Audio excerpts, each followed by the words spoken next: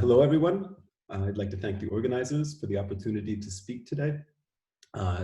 Originally, this presentation was planned to be a joint presentation with my colleague Christopher Gerner, who's a metabolomics expert, but unfortunately he had a rather serious bicycle accident. He's fine now, but it wasn't in the shape to, to work on this with me. So I've decided to reorient the presentation a little bit today and to give you kind of a primer about the state of microbiome research. And I don't know how many of you out there are already engaged in collaborations or doing microbiome work, but if that's something you're interested in or want to learn more about, I wanted to give kind of some basics and some considerations that you should keep in mind if you're starting a project. So I am a professor of microbiology at the University of Vienna, and my research group focuses largely on the gut microbiome and its role in health. But I'm also the director of the Joint Microbiome Facility, which is a joint facility between the Medical University of Vienna and the University of Vienna. So I actually spend a lot of time talking with clinicians and medical researchers about integrating microbiome work into their studies. So there we go. So as I'm sure you've heard about the human microbiome, so this in the last 10 years or so, this field has really exploded. You can see by the number of citations here that the last 10 years have seen a huge increase in recognition of the importance of the microbiome in physiology and in disease. As was alluded to just a moment ago, there have been a lot of massive sequencing studies and I think also massive metabolomics efforts to characterize, profile the microbiomes and metabolomes over various disease states. And these studies, many of these studies have been very important kind of background information about describing the system. But we're starting to move in this field. Thankfully, we're starting to move more towards looking at causal mechanisms. And that's really the step. And that's something I'd like to kind of emphasize a few times in this presentation, that it's really important to properly design a study so that it's not just identifying signatures or associations, but trying to move past that and ask, well, is this actually something relevant for disease or the physiological process that I'm looking at?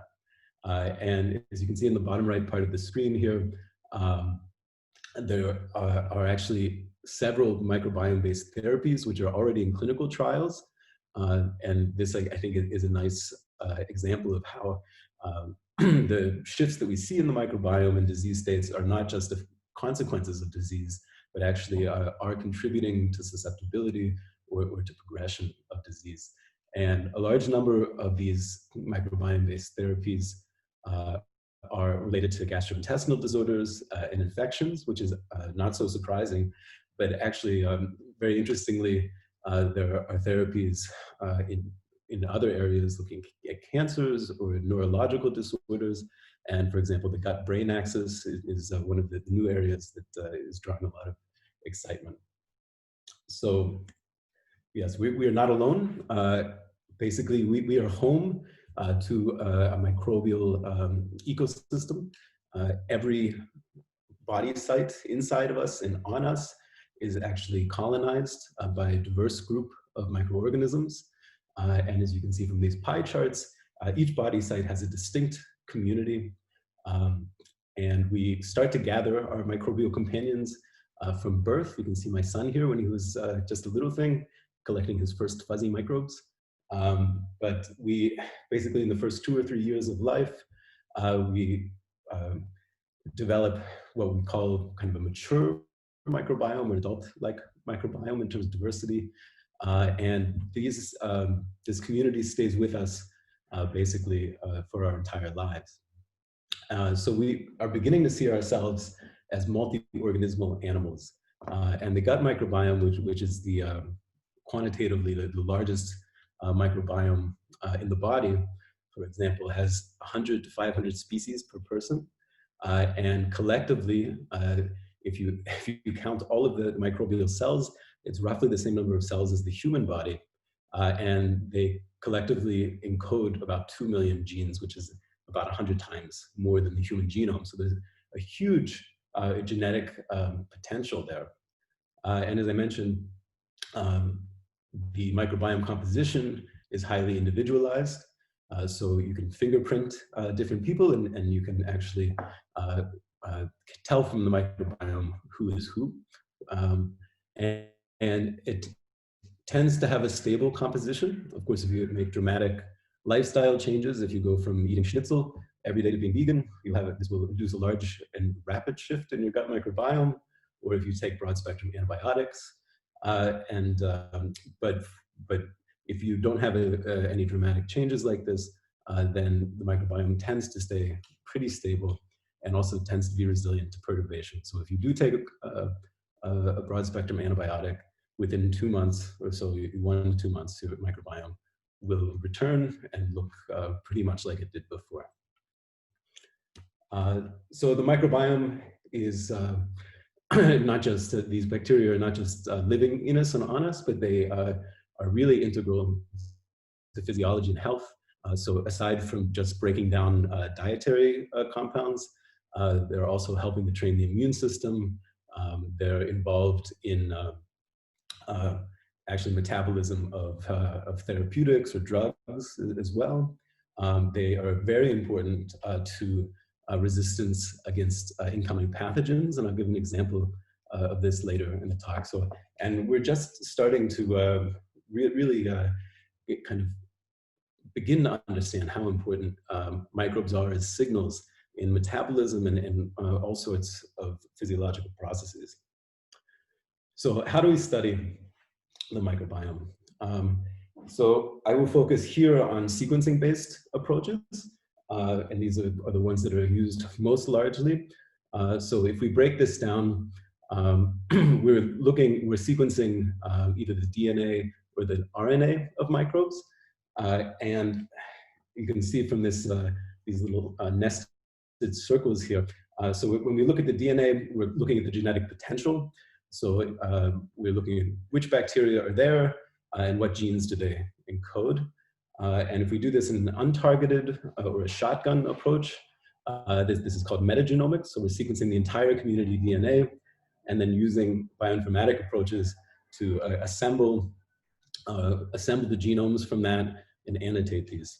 Now, what you'll most often find in studies, and because it's much cheaper, is a targeted DNA approach, so a PCR-based approach.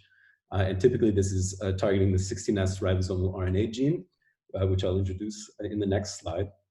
And alternatively, some studies are looking at the transcribed genes of the RNA fraction of the microbiome to get a better idea of metabolic activity. So which of these genes are actually expressed, and this is a subset of what's there, but it gives a better feeling of what the actual activity of the microbiome is. So I'd like to introduce the ribosome to you if you're not familiar with it. So actually for years in environmental microbiology, we've been using the 16S ribosomal RNA gene as a marker for who's there in the microbial community. Why do we use this gene? Well, because it's present in all organisms and it's phylogenetically informative, which means that it's not evolving so quickly that we can't tell which sequence type belongs to which organism. And it's also not prone to lateral gene transfer. So bacteria are sharing lots of genes in the environment, but they tend not to share the ribosomal RNA genes. So the ribosome is a complex of ribosomal RNA proteins. And here you can see in this structure, the secondary structure of the 16S ribosomal RNA, it has this stem loop structure. And so what this means is because these stem areas are pairing, and this is very important for the structure of the 16S, these bases tend not to evolve very, very quickly, because usually if there's a mutation, it's deleterious and this doesn't assemble correctly. But then there's also these loop regions, and these undergo much more rapid mutations, so they evolve much more quickly. And so there's 9 what are called hypervariable regions in the 16S, which are undergoing mutations much more quickly, evolution much more quickly. And so we're typically targeting a few of these variable regions, as well as conserved parts, to profile the microbiome. And with this data in hand, we can then do phylogenetic analysis. I just put an example of a phylogenetic tree, and we can look at the evolutionary relationships between the microbes in our communities, and compare this to very large databases that have been produced over decades. And this is the way then that we can start to add a name to the sequence types that we get. So I'd like to point out a couple of methodological considerations if you're starting a project. And I think that probably these will sound familiar to you from your metabolomics work as well, but it's, I think, important to go over it a little bit so that you have it in mind. The first thing, we have lots of projects, clinical projects and projects where people are self-sampling a stool at home, for example. And yeah, one of the main questions that comes up initially is sample collection and storage.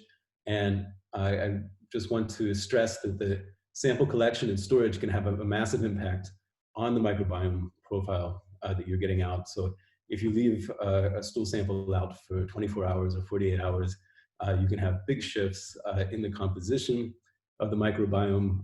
You can forget about doing metatranscriptomics because the expression profiles will have changed massively there. And you'll find lots of benchmarking studies comparing different methods.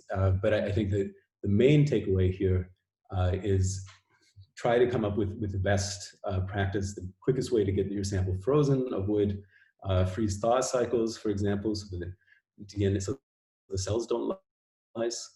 But really consistency within a study is really a key point.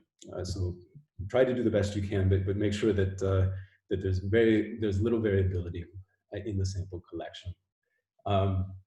Also, nucleic acids extraction.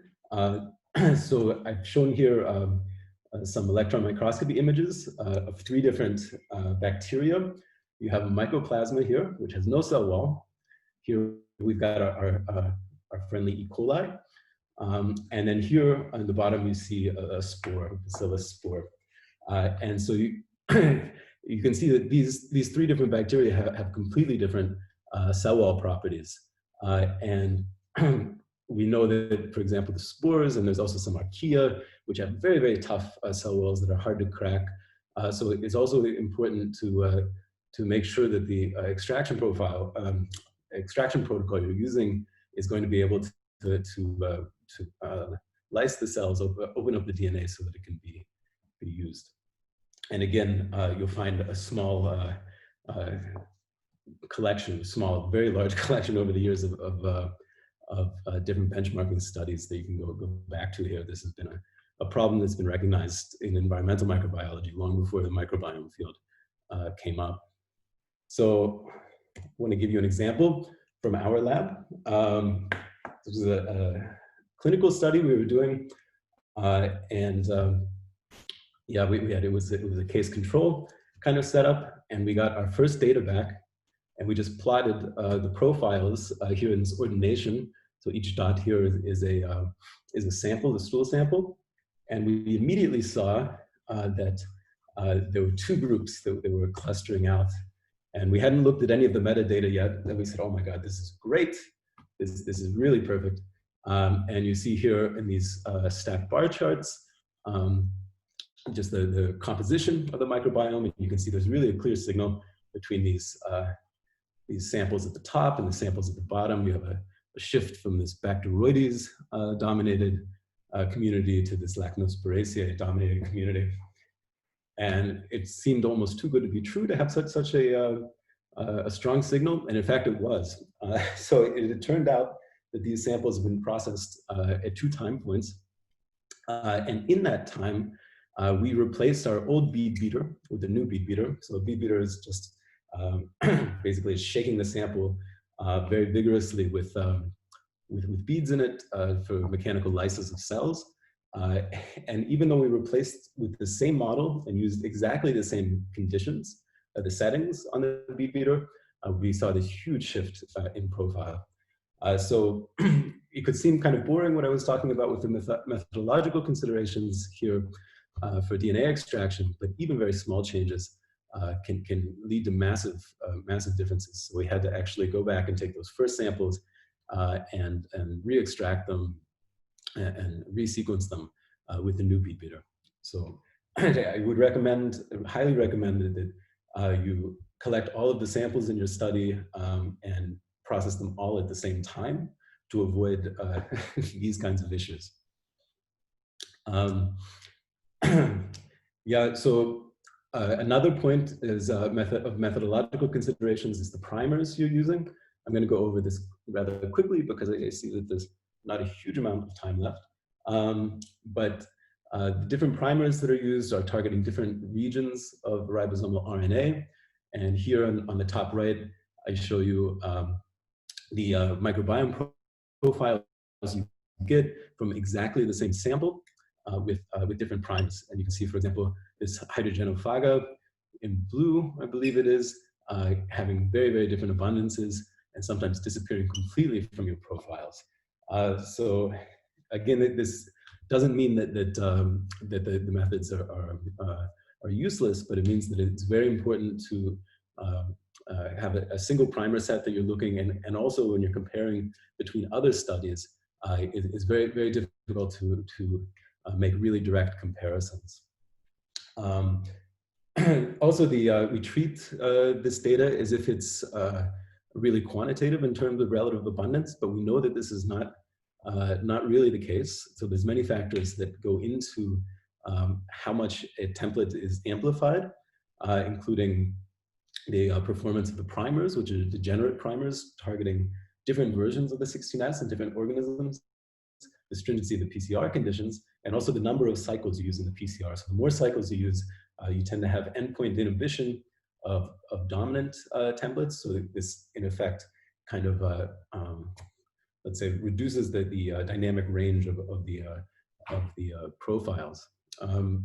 Also, and I think maybe that there's some analogy in metabolomics, this is relative abundance data.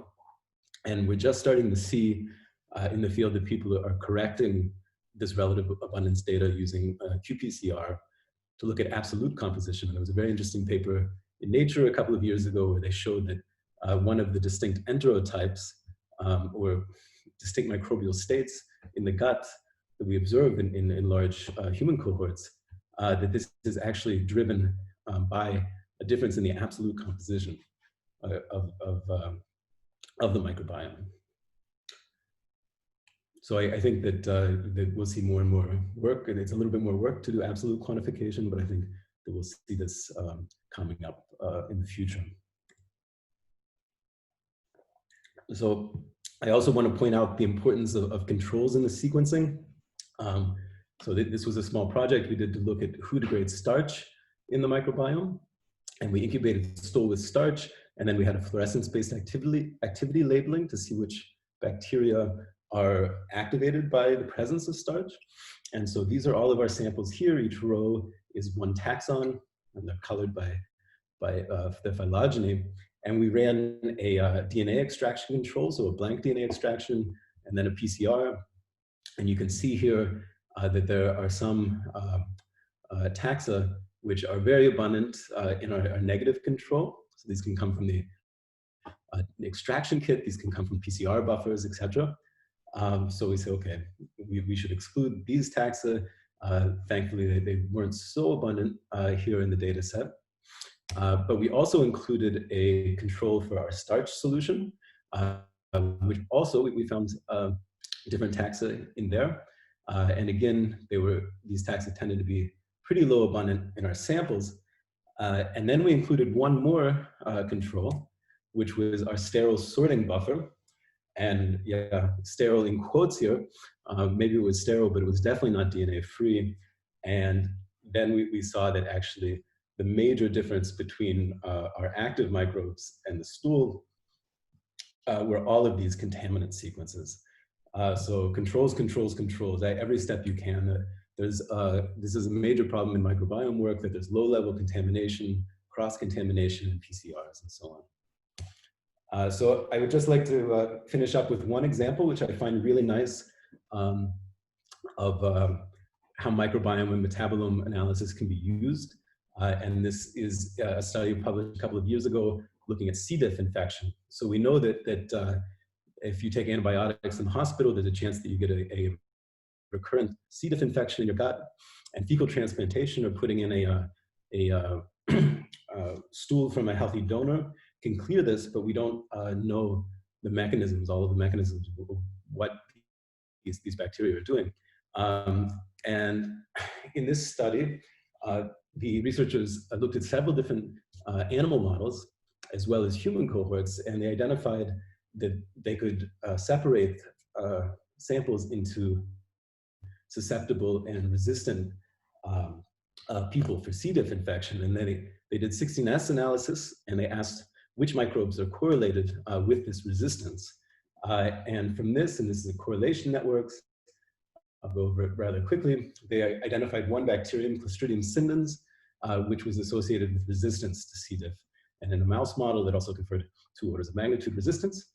So what was going on? So they did targeted metabolomics on, so first they did metagenomics and saw that, that the gene difference, the gene content difference between susceptible and resistant individuals had to do with secondary bile acid processing.